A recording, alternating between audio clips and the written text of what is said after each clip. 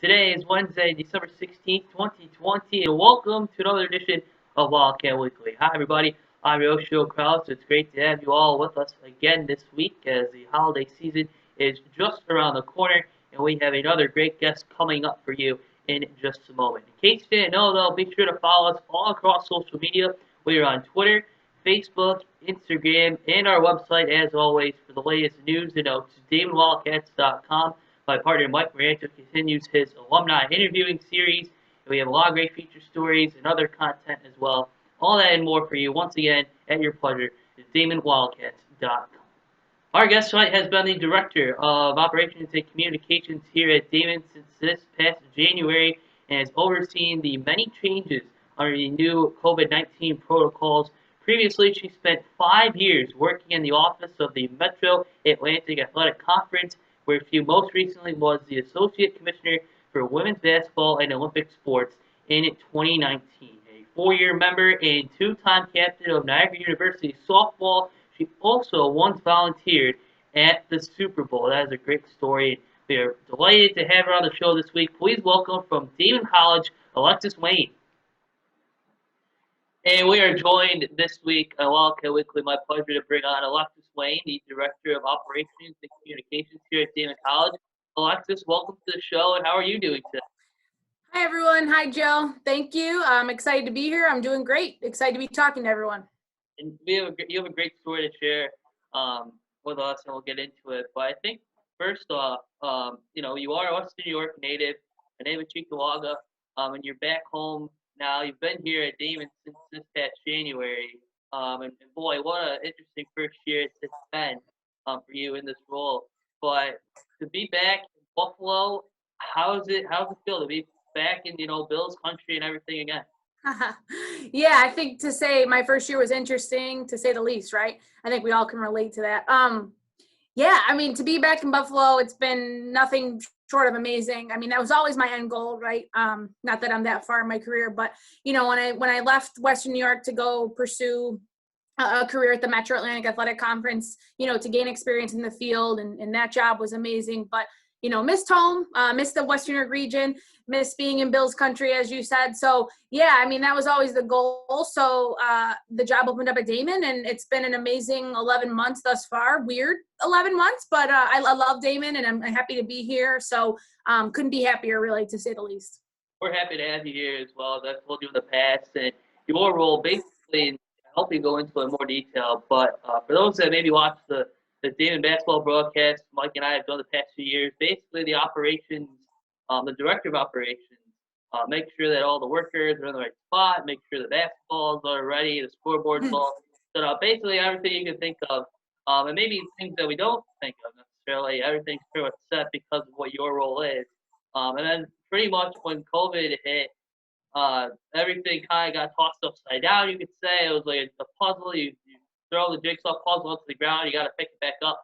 So I guess with all that being said, and when you started back here in June and you've been here since, and things getting back on campus, how has the job maybe changed? And you made a lot of improvements now, but what else maybe has to be done from your standpoint before the hopeful January startup?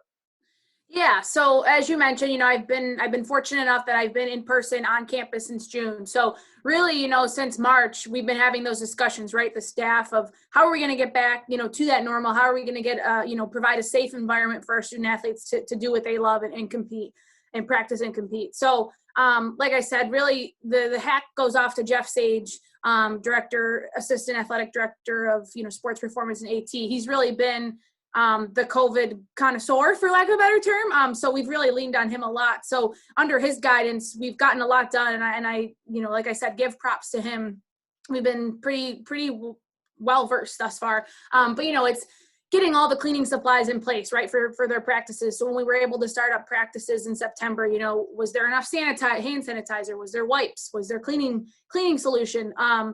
We have this funky machine. It's an electrostatic cleaning machine that, people around here laugh at me because they say I look like the Ghostbusters with it, but, and I laugh about it now, but it's doing wonders for us because, you spray it and it's a 10-minute kill time to kill 99.9% of germs. So just weird things like that. Like I never thought in this role I'd be doing that, but hey, We've all been adjusting on the fly and kind of rolling with this COVID year. So yeah, and then as far like you mentioned, we are ready, we are hopeful, we are ready for the ball to tip in January. So, but as far as other things, we're going to create that environment, right, for the student athletes and the coaches. Unfortunately, we're not going to have fans in the stands, but we're going to have that environment like you see on TV. You're going to have the noise. We're going to have everything set up in the gym that the people aren't there, but we still want to create that best environment. So we're working through that. We're ready for January. I can speak on behalf of the staff that we are ready.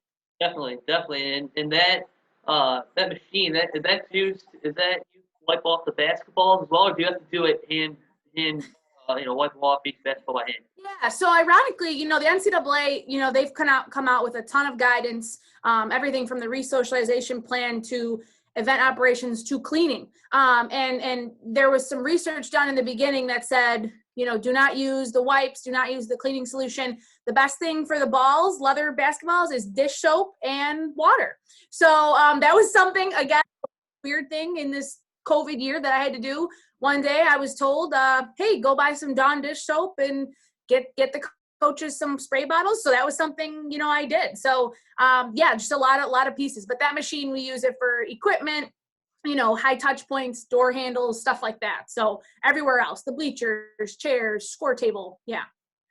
We're joined by Alexis Wayne, the Director of Operations and Communications here at Daemen College on Wildcat Weekly today. And Alexis, you're a household name, I'd say, for Western New York softball. Back in the day, you were the 2009 Player of the Year in Western New York softball at DePue High School, a little bit down the road from here. Then you played all 4 years at Niagara University. What life skills did you maybe learn from the Daemen that has maybe translated into your role here at Daemen? Yeah. So definitely I always say time management skills, especially, and in high school, it's a little different, right, than college Division I student athlete, but time management, you gotta learn to balance more than one thing at once. And especially in this role, as you've alluded to it in the beginning, you gotta be on the fly. You gotta be able to look at one thing, but know something's going on over there. So I definitely say time management.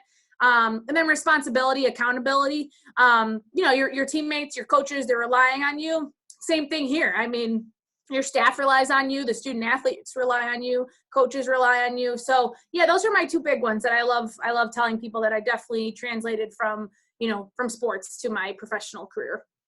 And then before you made it to Daemen, you mentioned at the top about you spent 5 years with the MAC, the Metro Atlantic Athletic Conference, which is Niagara and Canisius, my alma mater, and you moved up the ranks to Associate Commissioner for Women's Basketball and Olympic Sports. What are some aspects of working at the conference level, having that big picture scheme of things? How has that maybe kind of helped you when you came to Daemen? Yeah, I mean, so I was very fortunate for my trail at the MAC. I always talk about my time there. I give kudos to the MAC commissioner, Rich Enzer, for all of his guidance and support while I was there. I started off as a fellow, administrative fellow, so / intern. And then, yeah, like you said, worked my way up, director of women's basketball operations. So everything women's basketball was on me. So, and that was interesting because you're the point person for 11 schools, 11 coaches, who, if they're angry, they're calling you, right? So, but then also developed great relationship with those coaches. But then, yeah, also then, got to continue to explore with some other things on the other sports side. So, yeah, I mean, there I gained everything from event management experience to I learned about NCAA compliance. I mean, the conference office is so unique because, again, you're the hub, like you are the hub for all your schools. And for us, there was 11 schools. So it was very interesting. I love the conference office aspect. Learned a lot about how, I think even when I got hired, people were like, what's a conference office? Like, I thought you just worked for the NCAA. And it's like, no, like there's, however many Division I conferences, Division II conferences. And that's where they do all this work that, again, I think from people who outside looking in really don't understand how much work that is. And, for our basketball championship, we are a basketball centric conference, the MAC is, and you're working on that all year round. That's not February 1, you start working on so I think, when you would tell people, they'd be like, wow, like that much work goes into it, from tickets, sponsors, special seating, signage, the floor, everything. Like it's wild. So I think it was so eye-opening there. And, like I said, my experience there, I wouldn't trade for anything. You've accomplished a lot so far in your career. And I guess, just to wrap this up here, if you could just go back maybe to when, we talked about you were at the Pew High School softball, great player that you were. I guess if you could go back in time and maybe share one piece of advice with your younger self, what would that be? Yeah, I mean, I think it would be, don't be afraid to take chances. Don't be afraid to ask questions. I think that's something I've really developed as a person thus far, again, in my young career. Really, I think, in high school, I was a little bit more, I'm very outgoing, but I think you're always a little nervous, right? Like, what's the next step in my life? You're going to college, So I think a little nervous going in. And I think now, if I have a question here at work, if I have a question here outside of work, whatever it is, I've developed the confidence to just don't be afraid. Like, no one's going to look at you weird for, there's no stupid question, right? So I think that's one piece of advice. Always try to soak up the knowledge, learn something new every day. That's a joke that I make, but I always say that that's something I like to live by, right? Learn something new every day. So Definitely. Well, Alexis, we thank you for joining us this week. Have a great holiday season if I don't see you soon, and we'll talk again soon, okay? yeah, thanks for having me, Joe. Appreciate it. This concludes another edition of Wildcat Weekly. We thank you all again for joining us. Until next time, I'm your host, Joe Kraus, signing off, reminding you to keep wearing your facial gear, keep washing your hands, and keep social distancing, and I'll see you next time. Have a good one, everybody.